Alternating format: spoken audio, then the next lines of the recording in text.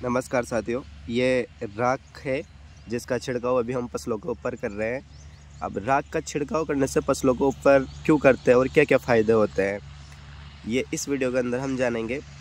एक तो राख को हमें छिड़कना चाहिए सुबह सुबह के समय पे, जैसे ओस गिरती है उस टाइम पे इसको छिड़कना चाहिए, जैसे सुबह 6 बजे के लगभग, 6:30 बजे के लगभग, 7 बजे के लगभग, क्योंकि फसल की पत्तों पे बूंदें होती है और बूंदों के कारण जैसे भी हम राख छिड़केंगे तो ऐसे की ऐसे पौधे के ऊपर चिपक जाएगी। इससे क्या फ़ायदा होगा कि हम छोटी फसलों पर राख का छिड़काव करते हैं तो जो कीट लगते हैं हमारी फसल के ऊपर, कीट लगने से फसल को नुकसान पहुंचाते हैं। तो जैसे ही राख उस पौधे के ऊपर चिपकेगी उस पत्तों पे ओस की बूंदों के साथ, तो कीट हमारे पौधे के ऊपर कम आक्रमण करेंगे और पौधों को नुकसान कम पहुंचाएंगे या पहुंचाएंगे ही नहीं। क्योंकि राख का छिड़काव करने के बाद में जैसे पत्तों के ऊपर चिपक जाती है तो कीट फसल के जैसे कोई भी फसल हुई, अपने पौधा हुआ तो उसको नहीं खाता है। जैसे अभी ये हमने राख का छिड़काव किया है तो इस पर जैसे चिपकेगी तो कीट कम आक्रमण करेंगे। और राख को कैसे छिड़कना चाहिए, जैसे कि ये छिड़क रहे हैं तो इन्होंने क्या कर रखी है, नेट ले रखी है एक, जो आपको दिखाई दे रही होगी। उस नेट के अंदर इन्होंने राख डाल रखी है और राख को ऐसे छिड़क रहे हैं तो नेट के अंदर से क्या होगा, बारीक बारीक राख निकल जाएगी और जैसे ही पत्तों पे चिपक जाएगी।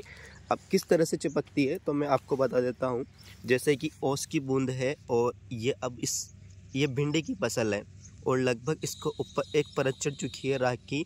तो अभी ओस गिरी हुई थी पौधे के ऊपर तो इसके ऊपर राख चिपक चुकी है। अब इसको कीट नुकसान नहीं पहुंचाएंगे। इसके साथ साथ हमें बहुत सारे राख के फ़ायदे हैं जो हमारी फसलों को फ़ायदा पहुंचाते हैं। जैसे कि राख के अंदर पोटाश होता है तो हमारी फसल को पोटाश की मात्रा, जैसे पोटाश पोषक तत्व है तो इसकी उपलब्धता भी प्राप्त हो जाती है। साथ साथ में इसमें बीमारियां भी नहीं फैलती है। साथ साथ में मिट्टी के लिए भी राख लगभग सही रहती है। तो इसी तरह से आप फसल के अंदर राख डाल सकते हो और राख से होने वाले फ़ायदा का उपयोग ले सकते हो। अब राख को हमें कब डालना चाहिए और कैसे डालना चाहिए और कितनी मात्रा में डालना चाहिए, तो ये भी सारी चीज़ें हम जानेंगे। तो इससे क्या है कि ज़्यादा राख का उपयोग भी नहीं करना चाहिए हमें, जैसे महीने में 3-4 बार राख का छिड़काव कर सकते हैं सुबह सुबह पे।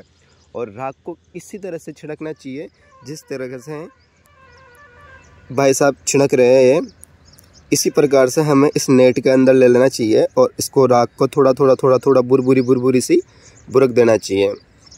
इस प्रकार हम राख को छिड़क सकते हैं हमारी फसलों के ऊपर और फसलों में होने वाले कीटों और बीमारियों से फसल को बचा सकते हैं।